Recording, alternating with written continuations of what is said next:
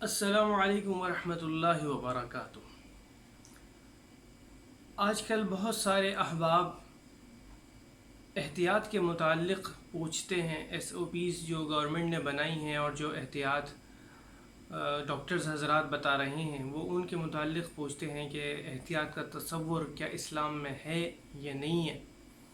احتیاط کرنی چاہیے یا نہیں کرنی چاہیے اس وبائی مرض سے بچنے کے لیے اور دوسروں کو بچانے کے لیے۔ تو یہ یاد رکھیں کہ آپ صلی اللہ علیہ وسلم نے احتیاط کرنے کا حکم ارشاد فرمایا ہے۔ ایک حدیث میں آپ صلی اللہ علیہ وسلم نے ارشاد فرمایا ہے کہ احتیاط علاج سے بہتر ہے۔ دوسری حدیث میں آپ صلی اللہ علیہ وسلم نے احتیاط کے درجے میں یہ فرمایا کہ کوڑ والے شخص سے ایسے بھاگو جیسے کہ شیر سے بھاگتے ہو۔ تیسری حدیث میں آپ صلی اللہ علیہ وسلم اور حضرت علی رضی اللہ تعالی عنہ ایک جگہ تشریف لے کے گئے اور وہاں اس گھر میں کھجوریں جو ہیں وہ لٹکی ہوئی تھیں، کھجور کے درخت تھے۔ تو آپ صلی اللہ علیہ وسلم وہ کھجور توڑنے کے لیے اٹھے تاکہ کھجور کھائیں، تو حضرت علی رضی اللہ تعالیٰ عنہ بھی اٹھنے لگے۔ تو آپ صلی اللہ علیہ وسلم نے حضرت علی رضی اللہ تعالیٰ عنہ کو منع فرما دیا کہ اے علی، ابھی تم بیماری سے اٹھے ہو اور کھجور جو ہے چونکہ گرم ہوتی ہے، اس وجہ سے کھجور کے بارے میں منع فرمایا کہ تم یہ نہ کھاؤ۔ اور پھر وہاں جو ہے وہ سبزی پکی ہوئی تھی، ایک چقندر اور غالباً لوکی کی سبزی تھی۔ ابو داؤد شریف کی حدیث ہے یہ کہ آپ صلی اللہ علیہ وسلم نے حضرت علی رضی اللہ تعالیٰ عنہ سے ارشاد فرمایا کہ اے علی، تم یہ کھاؤ کیونکہ تم بیماری سے اٹھے ہو، چونکہ یہ سبزیاں ٹھنڈی ہوتی ہیں اور بیماری کے فوراً بعد جو ہے وہ گرم چیز استعمال نہیں کرنی چاہیے، اس لیے آپ صلی اللہ علیہ وسلم نے احتیاط کے درجے میں حضرت علی رضی اللہ تعالیٰ عنہ کو منع فرما دیا۔ اسی طرح ایک صحابہ میں بہت بڑا نام ہے ابو عبیدہ ابن جراح رضی اللہ تعالیٰ عنہ کا۔ ان کے بارے میں آپ صلی اللہ علیہ وسلم نے ارشاد فرمایا، بخاری شریف کی حدیث ہے، لِكُلِّ أُمَّةٍ أَمِينٌ وَأَمِينُ هَذِهِ الْأُمَّةِ عُبَيدَةُ بْنُ الْجَرَّاحِ،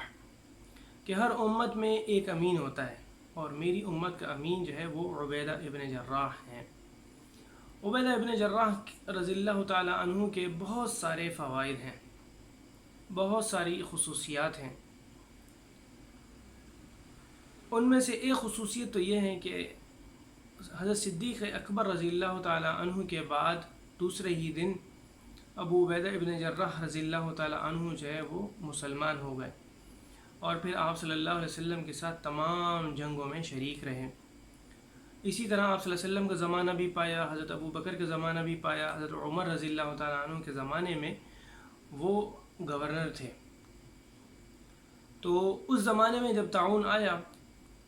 اور جس علاقے میں فوج نے پڑاؤ ڈالا ہوا تھا وہ علاقہ تعاون کے زد میں آ گیا، تو حضرت عمر رضی اللہ تعالیٰ عنہ چونکہ ابو عبیدہ ابن جراح رضی اللہ تعالیٰ عنہ کو کھونا نہیں چاہتے تھے، اور صحابہ کرام کہتے تھے کہ حضرت ابو عبیدہ ابن جراح رضی اللہ تعالیٰ عنہ جو ہیں وہ اسلام کا دماغ ہیں، اتنے ماشاءاللہ شاطر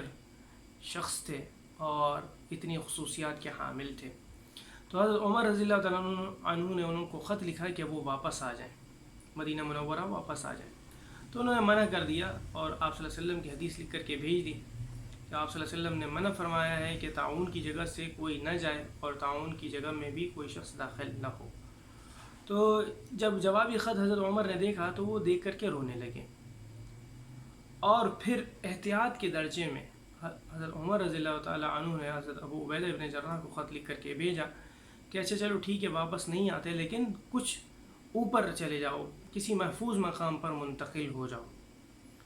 لیکن موت ان کے تعاقب میں تھی اور رضائے الہی قضائے الہی کچھ اور ہی تھی۔ آخر تعاون نے ان کو بھی آ لیا اور وہ بھی تعاون کی زد میں آ کر کے انتقال کر گئے،